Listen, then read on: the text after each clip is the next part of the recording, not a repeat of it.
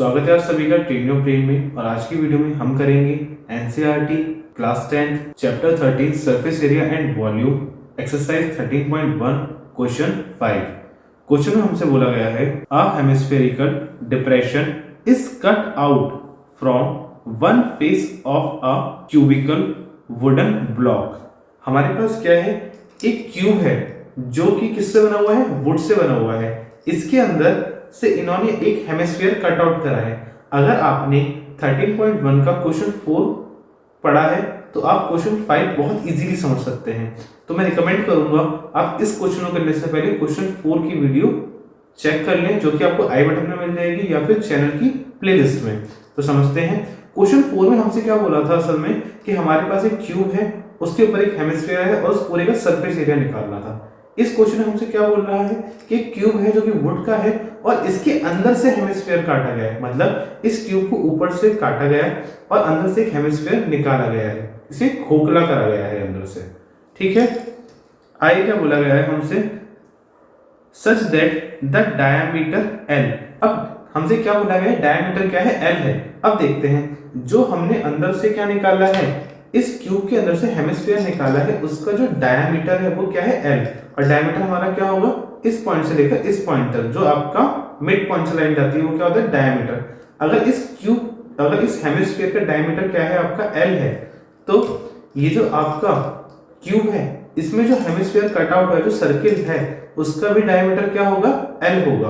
आगे क्या बोला गया है, L of the hemisphere is equal to the edge of the cube. जो आपका हेमिस्फीयर का डायमीटर है वही क्या है, सेम है आपका क्यूब के एज के। तो हमारा क्या बोला गया है, इसने डायमीटर क्या है, एल। जो हमारे क्यूब के अंदर से हेमिस्फीयर कट आउट करके निकाला गया है उसका डायमीटर क्या था, 7। तो अब क्या होगा, हमारा जो क्यूब है वो डायमीटर के इक्वल है। क्यूब की जो साइड्स हैं, जो एजेस हैं वो डायमीटर के इक्वल हैं। तो क्या था, हमारा डायमीटर 7 था, तो हमारी एजेस भी क्या होंगी, 7। Determine the surface area of the remaining solid. अब इसने बोला है इस पूरे क्यूब का आप क्या निकालो, सरफेस एरिया। एक बार क्वेश्चन हिंदी में रीड कर लेते हैं। एक घनाकार ब्लॉक मतलब क्यूबिकल वुडन ब्लॉक के एक फलक का मतलब होता है साइड को अंदर की ओर से काटकर एक अर्धगोलाकार गड्ढा, एक अर्धगोलाकार गड्ढा, अर्धगोलाकार का मतलब क्या हो गया है आपका, हेमिस्फेरिकल। ठीक है, और गड्ढे से आप समझ गए होंगे, गड्ढा मतलब क्यूब के अंदर से निकाला गया है। गड्ढा इस प्रकार बनाया गया है कि अर्धगोले का व्यास घन के एक किनारे के बराबर है। व्यास माने डायमीटर, हमने अभी पढ़ा था इंग्लिश में कि जो आपका क्यूब है उसकी एक साइड किसके इक्वल है, उस हेमिस्फीयर के डायमीटर के। यहां पर भी यही बात बोली गई है, अर्धगोले का व्यास घन के एक किनारे के बराबर है। किनारे का मतलब असल में क्या है, एज है। शेष बचे ठोस का पृष्ठीय क्षेत्रफल ज्ञात करें। पृष्ठीय क्षेत्रफल का मतलब क्या होता है, सरफेस एरिया। चलिए इस क्वेश्चन को सॉल्व करते हैं। पहले कुछ इंपॉर्टेंट पॉइंट लिख लेते हैं। इन्होंने हमसे क्या बोला है कि आपका डायमीटर है एल। ठीक है, तो जो हमारे क्यूब की एजेस होंगी ये भी क्या होंगी हमारी, एल एल एल, और हाइट भी क्या होगी इसकी, एल। ठीक है, लेंथ ब्रेथ हाइट तीनों क्या होंगी इसमें, एल। और क्यूब में ये तीनों ही चीजें हमारी सेम होती हैं।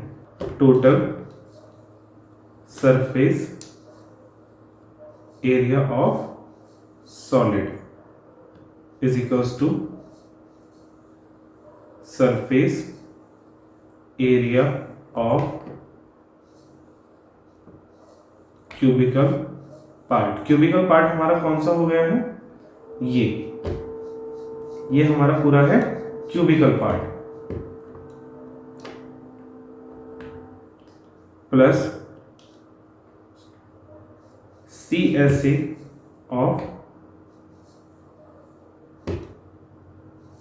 हेमिस्फीयर माइनस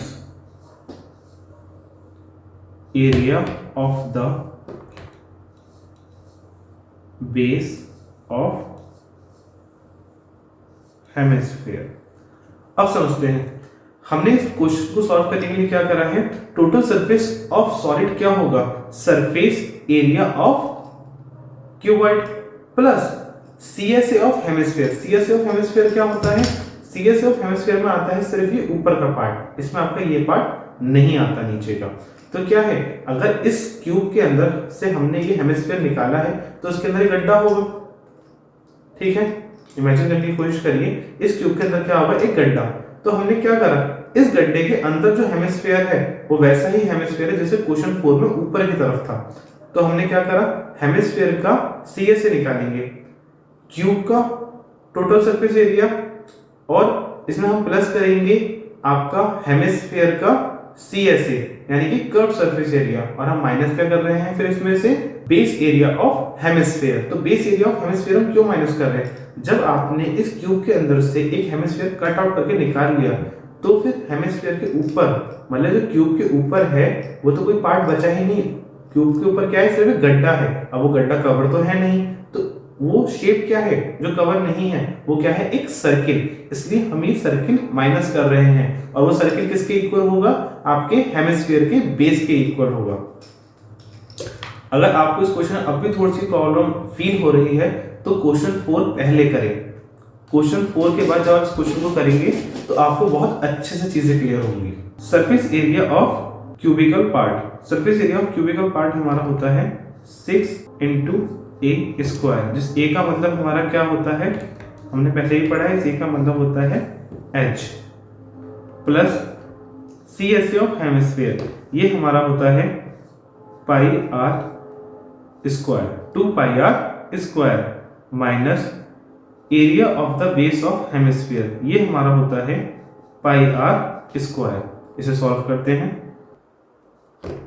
6 A की वैल्यू हमारी क्या होगी, L, क्योंकि हमसे क्वेश्चन में ही बोला गई है ये बात कि डायमीटर जो है आपका वो साइड के बराबर है, तो A की वैल्यू भी हमारी क्या होगी, L, हम लिखेंगे 6L स्क्वायर प्लस, अब यहाँ पे हम एक स्मार्ट मूव करेंगे जो हमने पहले क्वेश्चन 4 में भी करा था, क्वेश्चन को इजी बनाने के लिए वैल्यू पुट करके क्वेश्चन को सॉल्व करने से अच्छा है कि हम फॉर्मूले को ही थोड़ा सा सॉल्व कर दें। तो हम क्या करेंगे, यहाँ पर 2 पाई r square minus pi r square करना है, तो हम डायरेक्ट माइनस कर देंगे, हमारे पास क्या आएगा, हम फॉर्मूले में ही माइनस कर देते हैं, तो हमारे पास वैल्यू आएगी पाई r स्क्वायर। ये वैल्यू कहाँ से आई है, CSA of hemisphere minus area of the base of hemisphere, क्या होता है हमारा पाई r स्क्वायर। हम सीधे वैल्यू पुट करेंगे पाई r स्क्वायर, इसे और सॉल्व करेंगे, 6L square plus pi as it is रख देंगे। अब हमें चाहिए r स्क्वायर, r स्क्वायर असल में हमारा क्या होगा, हमें क्वेश्चन में डायमीटर दे रखा है, डायमीटर है आपका L और r is equals to d upon 2 होता है, तो r is equals to d की वैल्यू क्या है, L अपॉन 2, तो r की वैल्यू क्या आ गई है हमारे पास, L अपॉन 2, तो r की वैल्यू हम रख देते हैं L अपॉन 2, इसका होल स्क्वायर। जब इसे और सॉल्व करेंगे तो हमें मिलेगा 6L square plus pi as it is L upon 2 का होल स्क्वायर, तो क्या हो जाएगा L स्क्वायर अपॉन 4। अब हम लेंगे सिंपली एलसीएम लेके इसे प्लस करेंगे, एलसीएम क्या आएगा हमारे पास 4, ठीक है, तो ये हमारा हो जाएगा 1 4 1 4 4 6 24 L स्क्वायर प्लस पाई L स्क्वायर, इसे हम कॉमन ले सकते हैं, कॉमन आएगा हमारे पास L स्क्वायर अपॉन 4, ब्रैकेट में बचेगा 24 प्लस पाई, और यही हमारा आंसर होगा। इसके आगे हम लिखेंगे यूनिट स्क्वायर। हमने यूनिट स्क्वायर इसलिए लिखा है क्योंकि हमें कोई भी वैल्यू सेंटीमीटर, मीटर या किसी और चीज में नहीं दी गई है, इसलिए हमने यहाँ पे लिखा है यूनिट स्क्वायर, और ये हमारा क्या होगा आंसर। यही हमारा क्या है, सरफेस एरिया ऑफ सॉलिड। आज की वीडियो में इतना ही, मिलते हैं नेक्स्ट वीडियो में।